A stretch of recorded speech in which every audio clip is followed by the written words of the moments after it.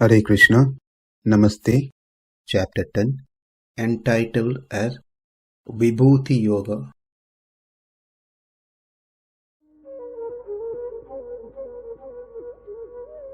Sloka 28. āyudhānām ahaṁ vajraṁ dhenūnām asmi kāma-dhuk prajanaś cāsmi kandarpaḥ sarpāṇām asmi vāsukiḥ.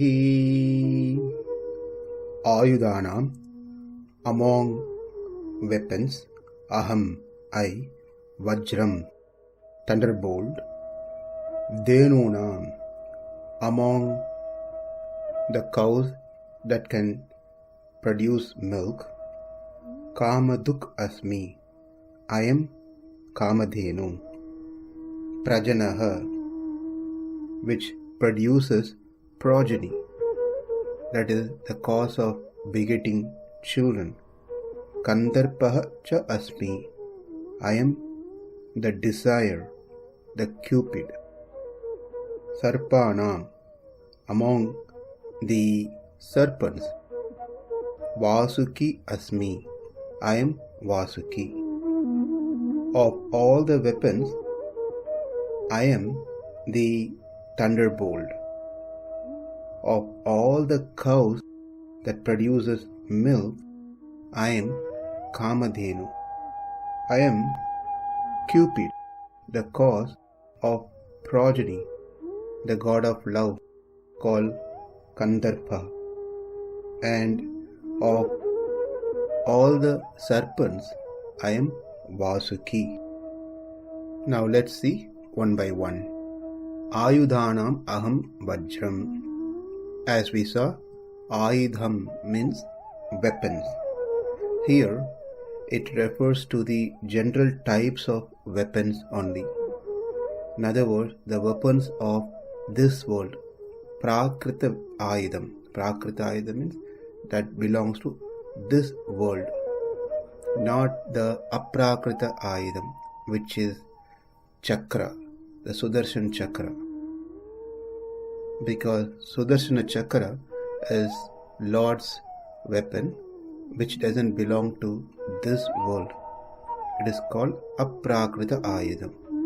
So it is clear, since Krishna is speaking vajraṁ, the thunderbolt, Krishna is only talking about those weapons of this world, not the chakra āyudhānām, that which doesn't belong to this world. This vajraṁ, the thunderbolt, which is considered great in this world among all the weapons, is produced by the backbone of a sage by name Dadichi. The Bhagavatam narrates a detailed story about this incident, where the only way that Indra can kill Vritrasura is by the weapon that get produced by the backbone of Dadichi.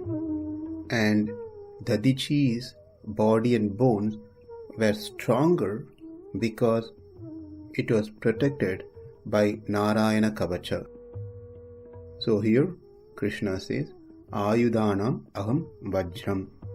Next, dhenūnām asmi kāma-dhuk. Among the cows which yield plenty of milk, it is kāma-dhenu, living in the celestial world, considered to be most renowned. As we can learn from the name itself, kāma-dhenu, that which fulfills the desire. This cow does not only give plenty of milk, but it can produce anything that one desires for. dhenūnām asmi kāma-dhuk prajanaś cāsmi kandarpaḥ. Offsprings are caused by the sexual urge, which in turn is caused by Cupid. And this Cupid is called Kandarpa. And Krishna says, I am Kandarpa. In other words, sexual urge resulting in the birth of children is only due to the will of Krishna. And the last one in the sloka, sarpāṇām asmi vāsukiḥ. Right in the next sloka, Krishna is going to say, anantas cāsmi nāgānām. So here he says Vāsuki, and over there he says Ananta. Over here he says Sarpa, over there he says Naga. So for us, we don't see much of difference because we think it's all snakes. Then why do Krishna repeats in one sloka as Vāsuki, another sloka as Ananta, the Adishesha? The difference between Sarpa and Naga. Sarpa means that which has one head. Eka shirasa. The snake that which has just one head are called Sarpa. Whereas the snake which has multi-head, they are called Naga. So what Krishna says in this sloka is, among those snakes which has single head, I am Vāsuki. Vāsuki has one head. And later, in the next sloka, Krishna will say, among those snakes which has multi-headed, I am Anantasesha, Ananta. So this Vāsuki was used to churn the ocean. Vāsuki was coiled around the Mandara mountain as a churning rope, and both Asuras and Devatas, holding both sides of Vāsuki respectively, were churning this ocean. It is that Vāsuki which is mentioned here.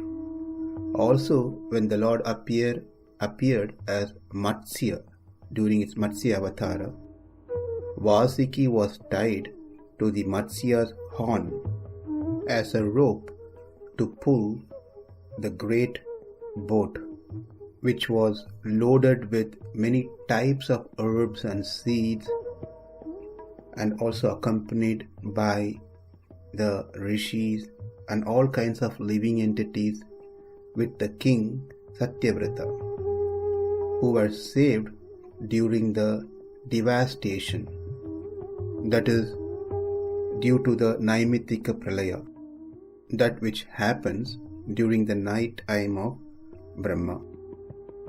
The details of this pastime, incarnation of Matsya Avatara, is given in Srimad Bhagavatam, 8th canto. And also the story about Dadichi is given in the 6th canto of Srimad Bhagavatam. To conclude, if we had attentively heard so far, we must have noticed that Krishna is mentioning not only about great personalities as he is, like Marichi, Indra, Shankara, Kubera, Pavaka, Brihaspati, Skanda, and so forth. He also mentions among those non-humans like horses, snakes, elephant, cows, and so forth.